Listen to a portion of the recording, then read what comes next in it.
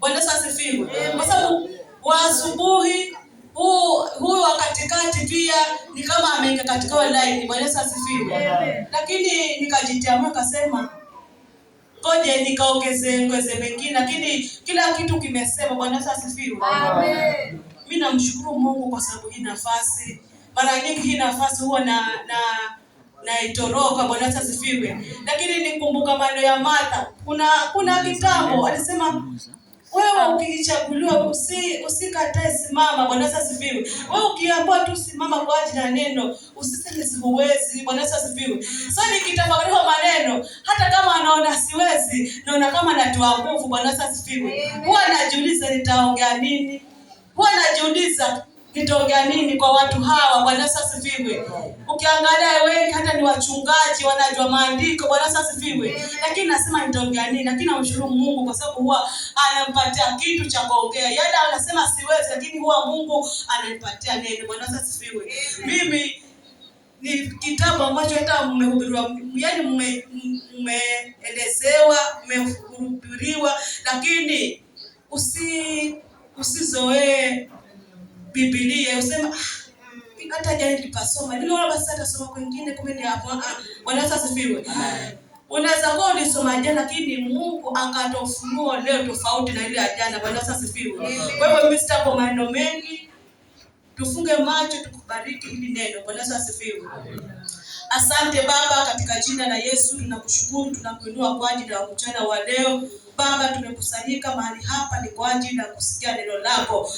Mungu, wiki yote tumesikia maneno mengi ya kusoma na kusomea. Bwana asifiwe. Samueli, sura ambayo mnaijua, kila mmoja anijua, lakini usiseme kwa Samueli wa kwanza mlango wa 17.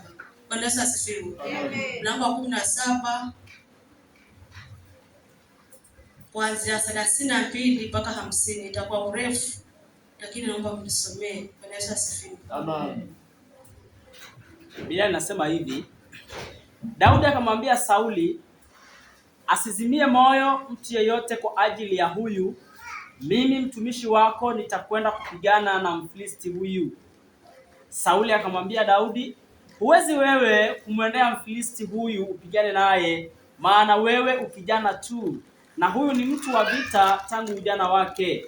Daudi akamwambia Sauli, mtumishi wako alikuwa akichunga kondoo za baba yake, na alipokuwa akija simba au dubu akamkamata mwana kondoo wa lile kundi, mimi hutoka nikamfuata, nikampiga, nikampokonya kinywani mwake, na akinirukia humshika ndevu zake, nikampiga, nikamuua.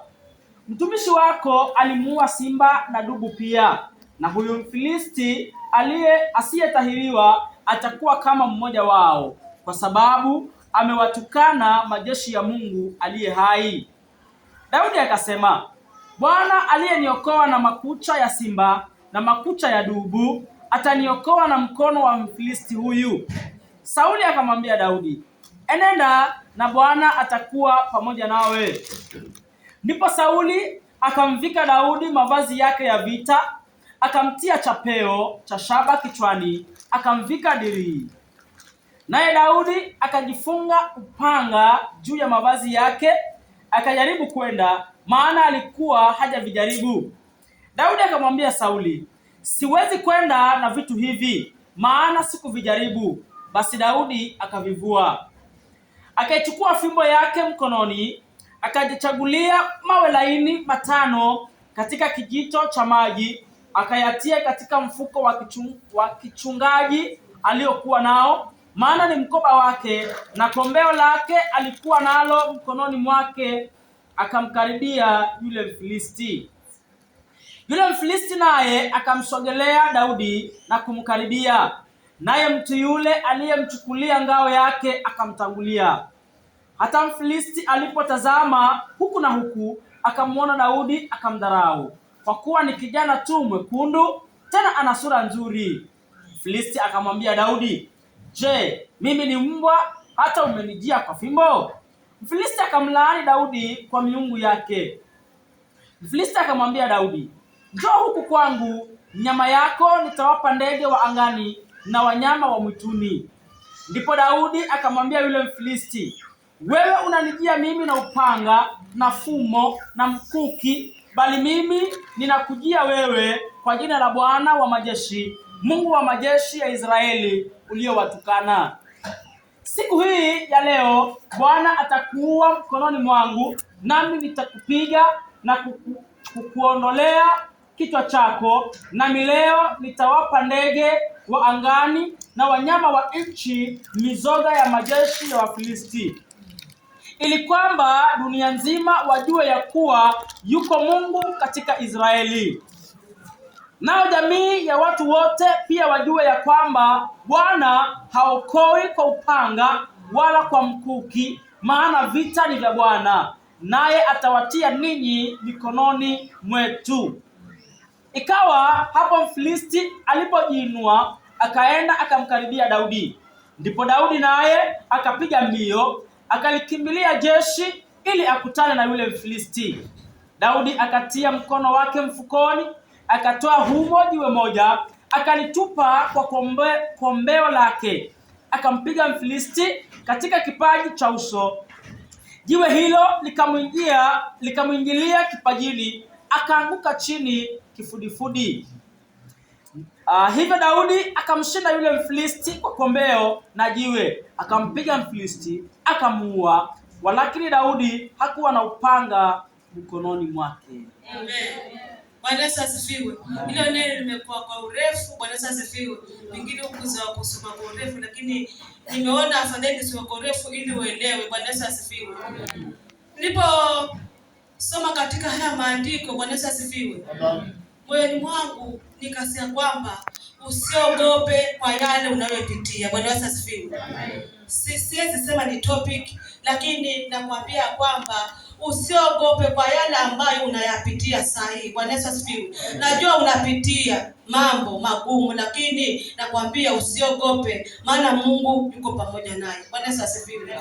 Biblia inasema ya kwamba kulikuwa kuna nchi, Bwana Yesu asifiwe, au kulikuwa kuna vita katika Wafilisti na Waisraeli. Bwana Yesu asifiwe. Hivyo vita vilikuwa viu katika hiyo nchi. Bwana Yesu asifiwe. Biblia inasema ya kwamba kulikuwa kuna mahali ilikuwa inaitwa bonde. Hiyo bonde ilikuwa bonde la Ela. Bwana Yesu asifiwe. Watu walikuwa asubuhi wanaenda mahali pale kwa ajili ya kupigana au kwa ajili ya vita. Bwana Yesu asifiwe. Biblia inasema ya kwamba Wafilisti walikuwa kwa upande huo na Waisraeli walikuwa upande mwingine. Bwana Yesu asifiwe. Ni kwa ajili ya kupigana. Bwana Yesu asifiwe. Biblia inasema ya kwamba Sauli alikuwa yuko na jeshi lake. Bwana Yesu asifiwe. Na Mfilisti pia alikuwa na jeshi lake. Bwana Yesu asifiwe. Lakini tunaona ya kwamba hili jeshi la Mfilisti lilikuwa lina nguvu. Bwana Yesu asifiwe. So hapo Sauli akawa amepata tishio katika ile nchi. Bwana Yesu asifiwe. Maana watu hawa walikuwa wakidhulumiwa, wakitukana. Bwana Yesu asifiwe. So huyu Sauli akawa kuna watu alikuwa wako katika nyuma yake kwa ajili ya huo vita. Bwana Yesu asifiwe. Biblia inasema ya kwamba kuna watoto wa Yese ambao walikuwa ni 8. Bwana Yesu asifiwe. Lakini watatu wakawa wameungana pamoja na huyu mtumishi Sauli. Bwana Yesu asifiwe. Kwa ajili ya hivyo vita. Bwana Yesu asifiwe. Biblia inasema ya kwamba hawa walikuwa ni wakubwa, ndio walikuwa wanaenda katika huo vita pamoja na huyu Sauli. Bwana Yesu asifiwe. Lakini Biblia inasema ya kwamba kulikuwa kuna mwingine mdogo kabisa, ambaye alikuwa ndio amewekwa kwa ajili ya kuchunga kondoo. Bwana Yesu asifiwe. Ambaye ni Daudi. Kila mmoja anamjua Daudi alikuwa ni mtu ambaye amedharauliwa, mtu ambaye ni mdogo, lakini Biblia inasema ya kwamba alikuwa ni mzuri. Alikuwa ni mzuri wa uso. Bwana Yesu asifiwe. Biblia inasema ya kwamba ikafika wakati, kwa sababu hawa ndugu zake walikuwa katika huko kwenye vita, Biblia inasema ya kwamba Yesu akamwambia Daudi ya kwamba huwa kuna siku huwa anaenda kuangalia. Siku moja akasema ya kwamba akawapatia chakula ya kwamba chukua hiki chakula ukaangalia ndugu zako, ambao ndugu zako walikuwa alikuwa ni Eliabu na Shamu. Bwana Yesu asifiwe. Na binadamu ambao walikuwa hao ndio wakubwa, ambao walikuwa wanaonekana hawana nguvu. Bwana Yesu asifiwe. So akapewa chakula aende akawatazame, je, wanaendeleaje katika kwenye vita, kwa sababu mahali ambapo kuna vita ni mahali ambapo kuna hatari. Bwana Yesu asifiwe. So huyu mzee akawa yuko na wasiwasi, akamtuma awapelekee chakula, pia aangalie je wanaendeleaje. Bwana Yesu asifiwe. Akaenda mahali pale alipokuwa ameenda. So katika alipokuwa anakaribia, kuna mfalme ambaye alikuwa yuko katika Wafilisti. Bwana Yesu asifiwe. Walikuwa ni wengi wanapigana katika Waisraeli wa Wafilisti, lakini kukawa hakuna usaidizi. Bwana Yesu asifiwe. Lakini Wafilisti wakachagua kijana ambaye alikuwa na nguvu. Biblia inasema kwamba alikuwa anaitwa Goliathi. Bwana Yesu asifiwe. Ambaye alikuwa na nguvu, alizaliwa akafanya mazoezi yote, akawa ana nguvu. Biblia inasema kwamba katika hiyo nchi ya Wafilisti wakamchagua kwamba huyu ndiye atapigana na hawa Waisraeli. Bwana Yesu asifiwe. Katika hii upande wa Sauli, yeye akawa hana watu, amefadhaika kwa sababu akiangalia vile watu wanavyotukana, anatukana watu wa Mungu. Bwana Yesu asifiwe. Wakawa wamevunjika moyo, wameingia na hofu. Bwana Yesu asifiwe. Mahali ambapo kuna vita, hata kama unaweza, lakini ukaona kuna mtu ambaye amekushinda, huwa unavunjika moyo, unadhoofika, unakosa matumaini. Bwana Yesu asifiwe. Sauli akaona kwamba je, itawezekana? Bwana Yesu asifiwe. Lakini kukawa na huyu Daudi ambaye alikuwa hajajipanga kuenda kupigana, wala hajachaguliwa kuenda katika hivyo vita. Bwana Yesu asifiwe. Lakini alipokuwa ameenda kuangalia ndugu zake, ameenda kuwapatia chakula ndugu zake, alipofika mahali pale akaona yule Goliathi au Mfilisti anapotukana jeshi la Mungu. Bwana Yesu asifiwe. Biblia inasema ya kwamba alikuwa na hicho chakula, inasema kwamba kuna lango ambao kuna vitu vinawekwa, akaweka mahali hapo. Bwana Yesu asifiwe.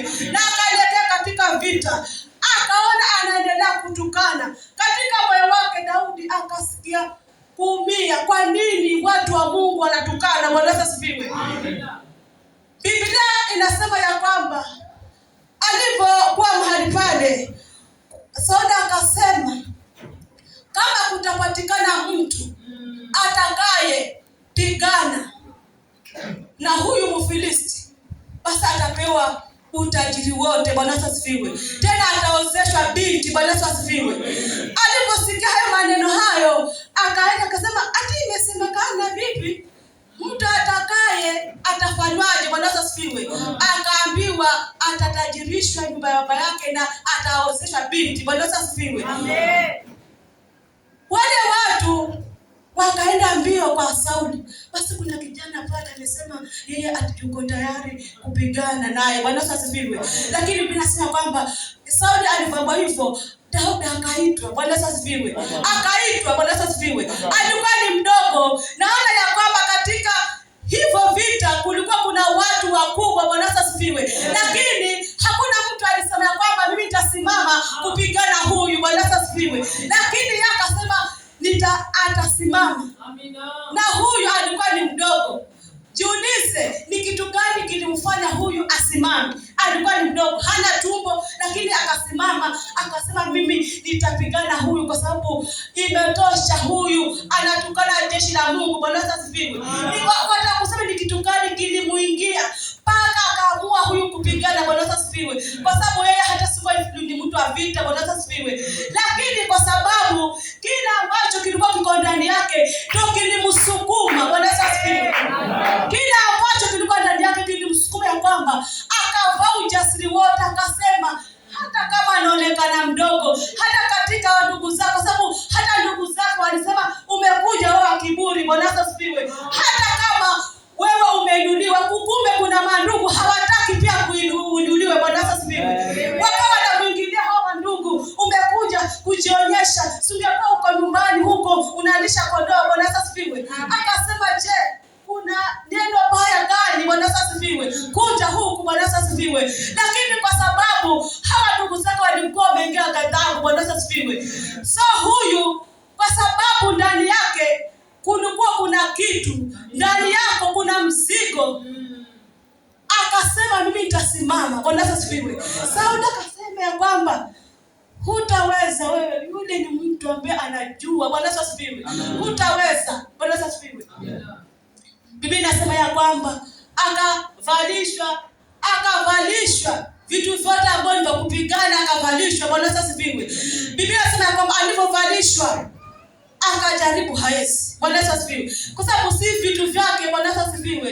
Ilibidi akasema mimi nitaenda hivyo hivyo. Ikabidi vile vitu akavua. Bwana asifiwe. Amen. Hapo ni kwa sababu gani?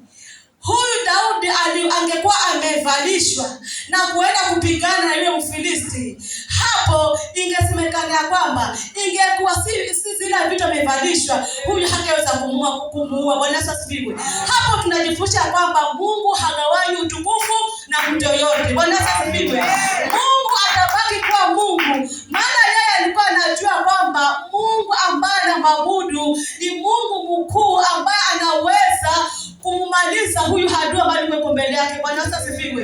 Lakini haikuwa rahisi, alikuwa ujasiri, kwa sababu nikiangalia hivi ilikuwa ni jeshi ambalo yani nikiangalia hiyo picha niona nilikuwa kuna umati wa watu. Bwana asifiwe. Watu ambao walikuwa wana silaha zote za kupigana. Lakini huyu hata hawezi, akivalishwa hawezi. Lakini akasema kwa jina la Baba, Mungu wa majeshi anayeishi, huyu anakuja kwa sababu ya amevalishwa silaha zote. Lakini mimi nitamujia kwa jina la Baba, Mungu aishie. Bwana asifiwe.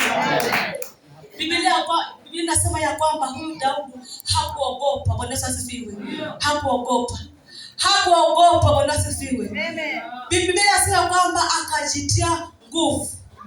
Ninaona ya kwamba Daudi hapa alijitia nguvu yeye mwenyewe kwanza. Bwana asifiwe.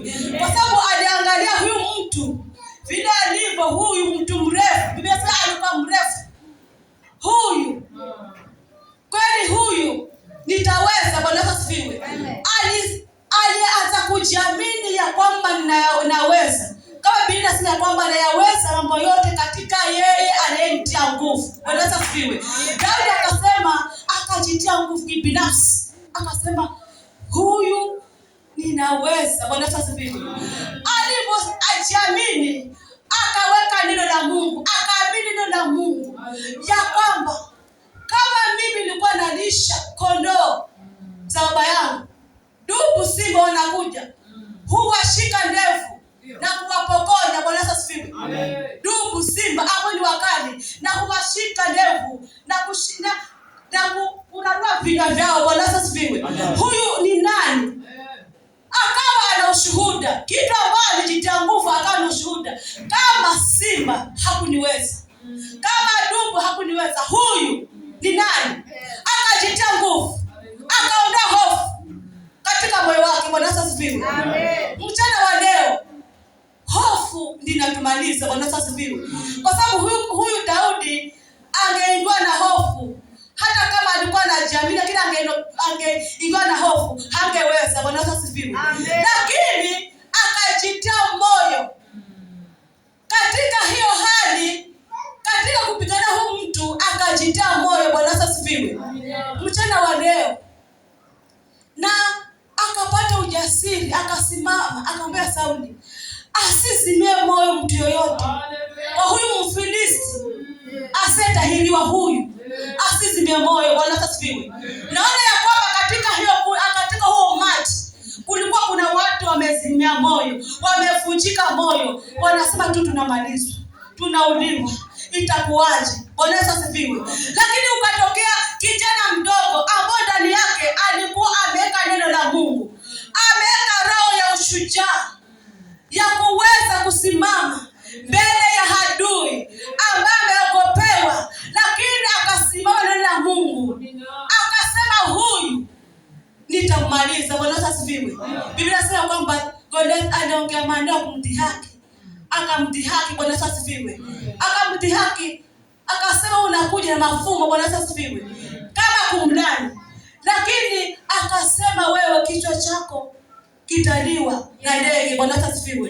Biblia inasema kwamba alicheka, aliona kwamba haiwezekani, kwa sababu alikuwa anajiamini, kwa sababu amevaa silaha zote za kidunia.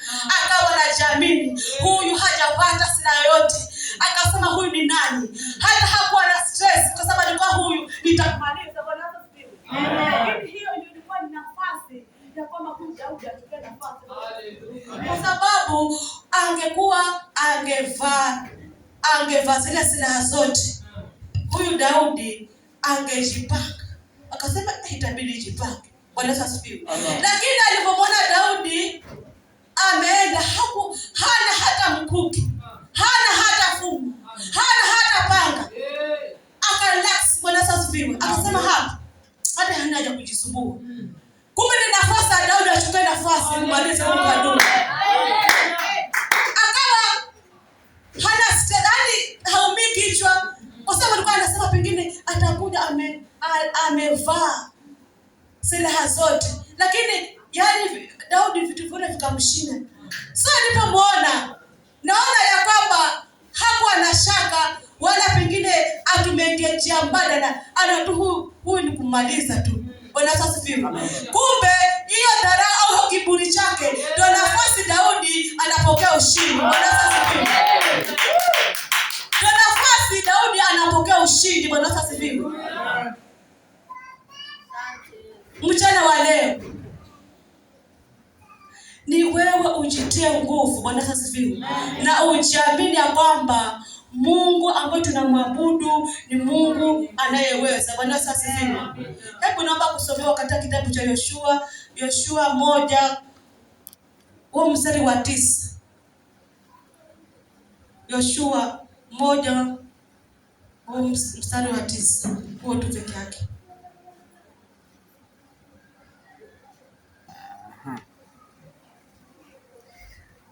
Je, si mimi niliyekuamuru uwe hodari na moyo wa ushujaa? Usiogope wala usifadhaike, kwa kuwa Bwana Mungu wako yu pamoja nawe kila uendako. Amen. Bwana asifiwe. Hii ndio pia ni historia nyingine ya Yoshua alipokuwa pamoja na Musa, wakawa wavuka katika mto wa Yordani. Bwana asifiwe. Ikafika wakati Musa akafa. Bwana asifiwe. Biblia inasema ya kwamba Yoshua na uvoona alikuwa amevunjika moyo, mimi nitawezaje kuwavukisha hawa watu? Bwana asifiwe. Lakini Biblia inasema kwamba alikamwambia kwamba siwe niliyokuambiwa uwe hodari. Bwana asifiwe. Yoshua hapa Mungu akamwambia ni awe hodari ndio ataweza kuwavukisha hawa katika mto wa Yordani. Bwana asifiwe. Ni kitu gani ambacho kinakufadhaisha? Bwana asifiwe. Vitu ambavyo vinaweza kukufadhaisha, kukosa amani, hata magonjwa pia. Kama umegonjeka utakosa amani, utafadhaika. Bwana asifiwe. Lakini Biblia inasema ya kwamba uwe hodari, uwe na moyo mkuu. Bwana asifiwe. Ukiwa na uhodari, ukiwa na moyo mkuu ndani yako, kuna yale ambayo unaona hayawezekani, lakini ndani yako kumevaa ule ujasiri na moyo mkuu. Yaani utaona tu kama mambo yako sawa. Bwana asifiwe. Kwa sababu Mungu yuko ndani yako, tena umeamini neno la Mungu ya kwamba ni neno ambalo lina uwezo. Bwana asifiwe. Lakini kama hutaamini ya kwamba Mungu anaweza, hata unaweza ukahubiriwa ukaambiwa jitie nguvu, lakini kama kule ndani yako huamini, itakuwa si rahisi. Bwana asifiwe. Lakini Yoshua akaambiwa kwamba awe na moyo mkuu, awe na uhodari, maana alikuwa amefadhaika. Mchana wa leo kuna vitu ambavyo vimekosesha amani. Umekosa amani. Waona kwamba hakuna Mungu. Waona kwamba Mungu amekuacha. Waona kwamba Mungu hajibu. Bwana asifiwe. Lakini acha Mungu aingize moyo mkuu katika moyo wako. Bwana asifiwe. Kuwa hodari katika hayo mapito ambayo unayapitia. Jitie nguvu. Uamini ya kwamba Mungu katika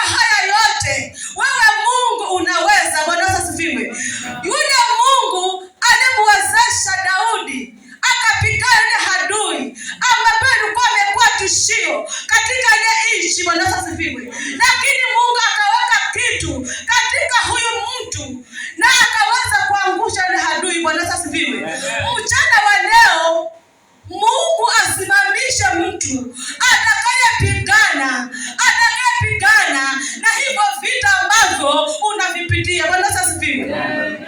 Aliposimamisha Daudi katika ile nchi, watu walikuwa wamefadhaika, wamekosa matumaini, lakini akasimamisha mtu ambaye hata alikuwa watu hawezi kumwamini. Alikuwa ni mdogo, yaani hata ukimwangalia alikuwa hastahili. Naona mavazi yake alikuwa hata ni matambara. Bwana asifiwe. Lakini Mungu katika yule akainua mtu mahali pale. Bwana asifiwe. Akainua mtu yule ambaye alikuwa hajui kuvaa, akainua mtu na akakomboa katika ile nchi. Bwana asifiwe. Mchana wa leo Mungu ana uwezo. Bwana asifiwe. Naomba ya kwamba yule Mungu aliyemtumia Daudi, Bwana asifiwe, kupigana yule jitu ambaye alikuwa ni tishio. Bwana asifiwe. Mchana wa leo Mungu asimamishe mtu atakayesimama hata katika hii huduma. Hii huduma mwiko mahali hapa inapigwa vita. Biblia inasema vita si vyetu bali vya Bwana. Bwana asifiwe. Mungu asimamishe mtu atakayesimamia hii huduma mahali hapa. Bwana asifiwe. Amen. Angalieni kitu gani? Nimesikia ushuhuda wa Makefete. Bwana asifiwe. Hivyo ni vita. Bwana asifiwe. Kama vijana hawapatikani, si ni vita. Kutakuwa na watu. Bwana asifiwe. Kanisa ni watu, si jengo. Bwana asifiwe. Kama wale watakuwa wako kule, ni wakina nani watakuwa kutana mahali hapa? Bwana asifiwe. Lakini nasema ya kwamba Mungu mchana wa leo asimamishe mtu. Bwana asifiwe. Asimamishe mtu apigane mwenyewe. Aliyepiga vita kwa ajili ya huduma, asimamishe mtu kama alivyomsimamisha mtumishi wake Daudi. Akaingiza kitu ndani yake na akatumika, na watu wakakuwa huru, wakakombolewa. Bwana asifiwe. Maishani mwako sahihi, tamani ya kwamba yule Mungu aliyetumika wakati wa Daudi, wakati huu ashuke. Maana hali unaipitia wewe peke yako huwezi. Bwana asifiwe. Pia mimi hiyo hali naipitia peke yangu siwezi. Bwana asifiwe. Lakini mchana wa leo Mungu atakapotumana mtu, Bwana asifiwe, kila kitu utaona wepesi. Utaona mzigo. Bwana asifiwe. Utaona mzigo kwa sababu Mungu atakuwa ametumana mtu akusaidie. Bwana asifiwe. Umesimama moyo, lakini huyu mtu atakayepewa atakufariji. Utakuwa umefadhaika kusema usiogope. Mungu yuko pamoja nawe. Hata katika hali ya magonjwa Mungu yuko pamoja nawe. Hata kama hali ya uchumi, umetafuta kazi au una kazi lakini umekuwa mtu wa kung'ang'ana. Hata mtu pengine uko na kazi lakini hata kile kipato unachopata pia haikutoshi. Bwana asifiwe. Lakini Mungu atakapotumana mtu katika maisha yako, kila kitu utaona kuna urahisi. Bwana asifiwe. Maana atakuwa ametumania msaidizi. Bwana asifiwe. Kwa sababu wewe peke yako vile vita unavyopigana huwezi. Pia mimi siwezi. Lakini Mungu atakapotuma malaika wake apigane na hiyo hali ambayo nipitia, utakuwa salama. Bwana asifiwe. Tamani yule Mungu aliyemtumia Daudi wakati ule wa kumwangusha yule mfalme, yule Mfilisti. Alikuwa amejaa kiburi, lakini pamoja na kiburi chake hakuweza kufua dafu. Aliangushwa chini na kukapatikana ushindi mahali pale. Bwana asifiwe. Hali ambayo nipitia hivyo vita ni vigumu, lakini ama ya kwamba Mungu achukue nafasi. Mwalike Yesu moyoni mwako. Kila kitu kinatumika ni neno la Mungu.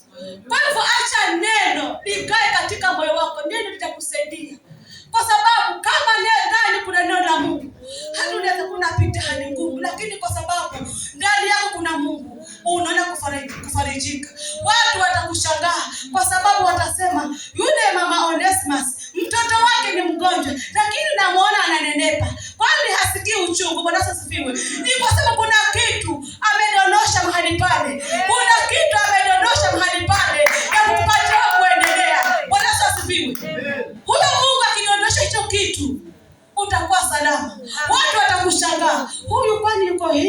vipi? Hata huyu hajapata mtoto, lakini naona wanapendana. Ingekuwa wengine hata angemwacha, angeoa mwingine. Bwana asifiwe. Lakini kuna kitu kimedondoshwa ndani yako. Mchana wa leo hicho kitu kidondoke, ili upate hatua ya kuendelea mbele. Bwana asifiwe. Wengi wanasema yule kijana naye, wengi wameolewa, yeye anajifanya tu anataka ndoa. Bwana asifiwe. Yaani wengi wameolewa, hata yule alienda, yule akaenda, yeye bado yuko tu, hata anangoja ndoa. Bwana asifiwe. Watakusema ni kitu gani ambacho wale wameenda, ni kitu gani ambacho wewe umebaki kusimama neno la Mungu. Ni Mungu amedondosha kitu cha kuendelea.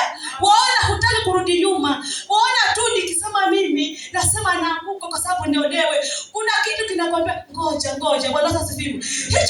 Hicho ni kitu cha thamani. Hicho kitu ndio kitakuongoza kusimama katika wokovu hata unapopitia hali ngumu, lakini kwa sababu kuna kitu kule ndani kinakupa wewe kuendelea. Unaona kama huwezi, lakini unaona tu unatiwa nguvu. Bwana asifiwe. Mchana wa leo hicho kitu kishuke ndani ya maisha yako. Hicho kitu kiondoke, ili unapotembea upate nguvu. Bwana asifiwe. Ili upate ukuwe na ushuhuda. Kwa sababu kutakuwa na ushuhuda, kwa sababu watu watakuona kwamba ni ushindwe, lakini wanaona tu kuendelea. Bwana asifiwe. Ni kwa sababu Mungu ameweka kitu katika moyo wako ya kuwa unaendelea. Husikii kuzimia, husikii kuchoka, kwa sababu ingekuwa kule ndani hakuna kitu, utaona kama miaka yote nimeenda katika kanisa, lakini sijapata mtoto. Lakini kile kitu ambacho kinakusukuma, hicho ndio kinakufanya unainuka. Bwana asifiwe. Hicho kitu ni mchana wa leo utamani kisitoke au kidondoke, ili kikiweze kukuongoza katika hii safari. Bwana asifiwe. Safari ya mbinguni si rahisi. Bwana asifiwe. Si rahisi. Inahitaji uvumilivu. Bwana asifiwe. Inahitaji uvumilivu. Hata hawa ni mabisho watu, yaani kuna hali ambazo unazipitia. Bwana asifiwe. Lakini ukiwaona unaona tu wako sawa. Bwana asifiwe.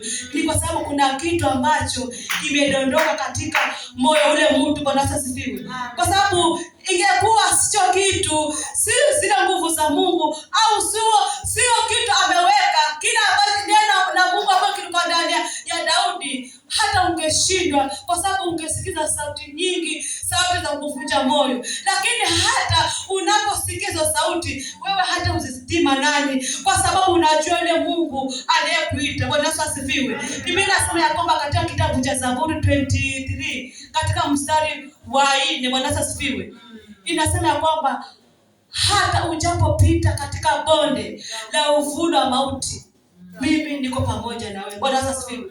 Hata kama unapitia hali ngumu, umefika mwisho, lakini Mungu hajakuacha. Bwana asifiwe.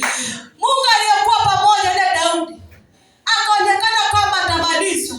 Hata Sauli akawa yuko na wasiwasi, akaona kwamba huyu hatashindwa. Lakini katika hiyo hali Mungu akajilia ushindi.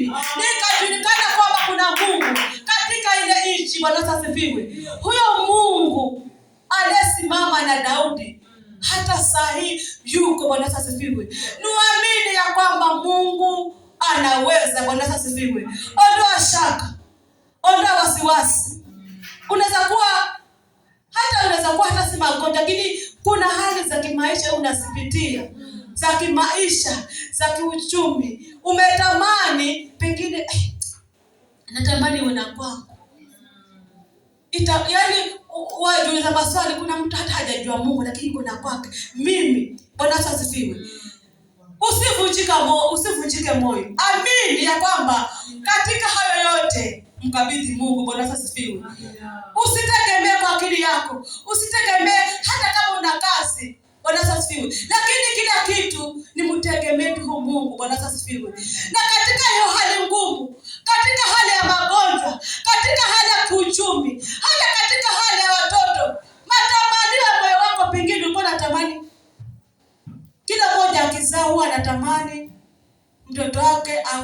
msaada au anataka aishi maisha mazuri. Bwana asifiwe. So huenda ukaona kwamba huyu mtoto basi alikuwa kama na stress. Bwana asifiwe. Isiwe sababu ya kwamba ukose matumaini au ukose imani ya kwamba ufadhaike. Mwambie Mungu, yule Mungu ule mtumia kwa Daudi, naomba huyo Mungu ashuke akashuhudike na hii hali. Bwana asifiwe. Amen. Kwa hivyo mchana wa leo mwambie Mungu, yule Mungu aliyeshuka kwa Daudi akamuua yule mfalme alikuwa anatukana jeshi. Mchana wa leo nataka huyo Mungu atumane mtu atakaye kusimama na hii hali imenichosha. Bwana asifiwe. Uenda magonjwa ndio Goliathi wa leo. Bwana asifiwe. Hata uchumi ndio Goliathi wa leo. Bwana asifiwe. Lakini simama ya kwamba uamini ya kwamba Mungu anaweza kuondoa yale ambayo waona huyawezi. Bwana asifiwe. Mungu ni mwaminifu siku zote. Bwana asifiwe. Yale ambayo mwanadamu hawezi, Mungu anaweza. Na pale mahali umefika mwisho, waona umefika mwisho, Mungu anachukua nafasi. Na hiyo hali ambayo nipitia ni Mungu atakajipa utukufu. Bwana asifiwe. Mungu alijipatia utukufu wakati wa Daudi. Ikajulikana kwamba Mungu yuko, Mungu wa Daudi. Bwana asifiwe. So hiyo hali ambayo nipitia, pengine watu wanatazamia uanguke, umalize hiyo hali. Lakini kwa sababu mchana wa leo kuna mtu ambaye atatua kwa ajili ya maisha yake, utaona ukinawiri, utaona ukisimama, utaona kwamba Mungu anakutia nguvu mahali ya kwamba huwezi, umevunjika moyo, hata kuja kanisani umejivuta, lakini ukajitia moyo, ukasema ngoja niende. Bwana asifiwe. Hiyo ni kwa sababu Mungu anataka adhirishe maishani mwako. Bwana asifiwe. Hiyo hali ambayo nipitia si sababu ya kwamba pengine ikifika Jumapili useme usibaki nyumbani. Bwana asifiwe. Kwa sababu mahali hapa, tukiwa mahali hapa tunatiana moyo. Bwana asifiwe. So ukiwa kuna hali imekulemea, kama vile Daudi alimwambia kusina mtu yote kusimia moyo, hata kama ndani kumekufa ganzi, umekosa matumaini ya kwamba nimefika mwisho. Kuna hali zingine hata mchungaji kumwelezea ni ngumu, hata rafiki yako kumwelezea ni ngumu, lakini kuna Mungu ambaye anaweza. Bwana asifiwe. Kuna hali zingine hata confess reverend onaibu. Bwana asifiwe. Kuna hali zingine hata confess reverend onaibu. Wanaibu. Bwana asifiwe. Lakini kuna Mungu ambaye anaona kila kitu. Bwana asifiwe. Kwa sababu hata unaweza kujiuliza, hii hali nipitie, hata nitamwanzia wapi? Bwana asifiwe. Lakini mchana wa leo yule mtu atakayetumana katika maisha yako, au malaika atakayetumana siku ya leo, huyo atakuwa ni msaidizi, atakuonyesha njia. Bwana asifiwe. Yale ambayo huwezi kuongea hata kwa rafiki yako, huwezi kuongea hata kwa mchungaji, lakini kuna yule Mungu ambaye anaweza. Bwana asifiwe. Usivunjike moyo wala usiogope kwa hayo ambayo unayapitia. Mungu yuko kwenye nafasi yake. Bwana asifiwe. Wala usione kwamba Bwana asifiwe, usione kwamba waona tu hata nimechoka, nimeenda, hayo hali nipitie, hata sijui nimekosa matumaini. Waona tu uokovu kwako hauna maana. Bwana asifiwe. Waona tu hujaona maana kwa sababu waona tu kama Mungu amekuacha. Bwana asifiwe. Lakini Mungu hajakuacha. Bwana asifiwe. Kwa sababu amesema kwamba hata ujapopita katika bonde la uvuli wa mauti, yeye yuko pamoja na wewe. Kipindi unachopitia, hata kama umepita katika bonde la uvuli wa mauti, usiogope kwa sababu Mungu hajakuacha. Bwana asifiwe. Amesema kwamba atakuwa pamoja nawe kila uendako. Bwana asifiwe. Atakuwa pamoja na wewe kila hatua, kila shughuli unazoziendea. Hata kama biashara unaona haiendi, lakini kwa sababu mchana wa leo kuna mtu atatumana, atakuwa kiongozi, atakuwa na kuongoza katika hali zote, katika shughuli zote, kwa sababu Mungu yuko tayari kushughulikia maisha yako. Bwana asifiwe. Niwaamini ya kwamba Mungu yuko, anaweza na sio kwamba amekuacha. Na hayo unayopitia ni Mungu anataka apewe utukufu. Usiona kwamba Mungu asikii. Bwana Yesu asifiwe. Ni Mungu anataka ajitukuze katika hiyo hali. Hata kama unaona huheshimiki katika jamii, lakini kuna wakati utaheshimika kwa sababu kuna Mungu ambaye anaweza kuinua mtu yuko chini. Bwana Yesu asifiwe. Daudi alikuwa yuko chini, alikuwa chini. Ndugu zake wakamdharau, lakini kwa sababu ndani yake alikuwa ameweka neno la Mungu, ameweka neno na akawa mtu mkubwa. Bwana asifiwe. Akawa mtu mkubwa, akaheshimika. Bwana asifiwe. Kuna kitu ambacho Mungu atatenda katika maisha yako ili watu wajue kwamba huyu Mungu wa makafiri. Mimi namuona kuuza viazi. Bwana asifiwe. Kuuza viazi, kumbe kuna Mungu ndani ya moyo wake. Bwana asifiwe. Na kupitia katika wewe ushuhuda, kuna mtu mwingine anasema itabidi nitaenda hiyo kanisa. Bwana asifiwe. Lakini usiogope na uwe na moyo mkuu wa usujaa. Usikate tamaa, usizimie moyo kuona kwamba Mungu hayuko. Mungu yuko. Bwana asifiwe. Ni kuamini tu, uamini kwamba Mungu anaweza. Bwana asifiwe. Mimi sina mambo mengi, nampisha mchungaji aendelee hapa.